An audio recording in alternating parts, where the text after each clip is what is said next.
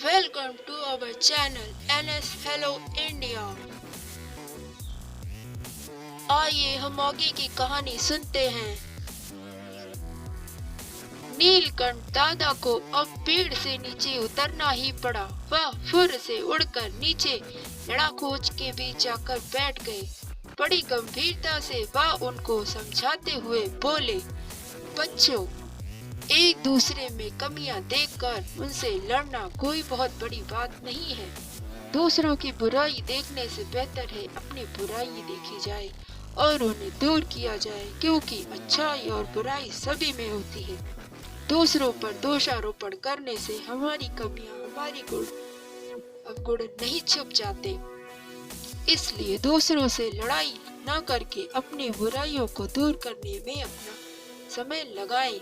नीलकंठ दादा की बात बिल्कुल सही थी। उसे सुनकर कल्लू, चंदा, मंदा, लालू, कन्नू सभी की गर्दन शर्म से झुक गई। दादा फिर बोले, बुरे की बुराई करके हम इसे सुधार नहीं सकते, बल्कि सद्भावना से उसके व्यवहार को सही कर सकते हैं। दादा, आपकी बात बिल्कुल सच है। मन्नू बोला, शरीर तो भगवान की देन है और उसे गुण कर्मों स्वभावों से नहीं किए बदला जा सकता।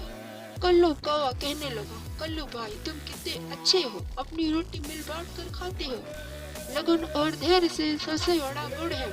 किसी काम में असफल होने पर भी सफलता के लिए प्रयास करते रहते हो। जब तक तुम सफल नहीं हो जाते, तुम्हारा यह गुण काक चेष्टा के नाम से संसार भर में प्रसिद्ध है। मन्नू मोर बोला। उसकी बात को बीच में काटते हुए कल्लू कौवा बोला, बस भाई बस, मैं इतनी प्रशंसा के योग्य नहीं। आज मेरी आंखें खुल गई। मैं अपने दुर्गुण दूर करने की कोशिश करूंगा।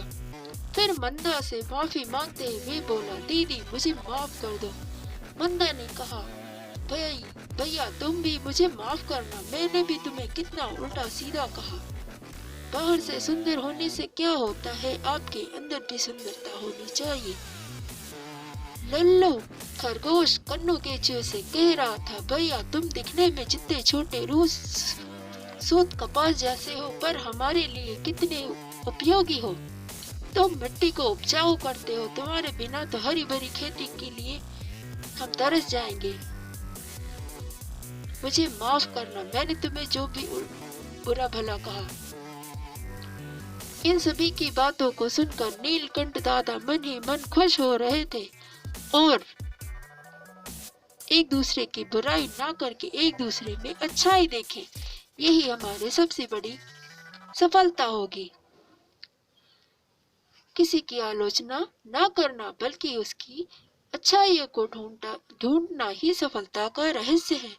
दादाजी, आपकी इस सुंदर सीख को हम सदैव याद रखेंगे। हम अपने आप को ऐसा ही बनाएंगे।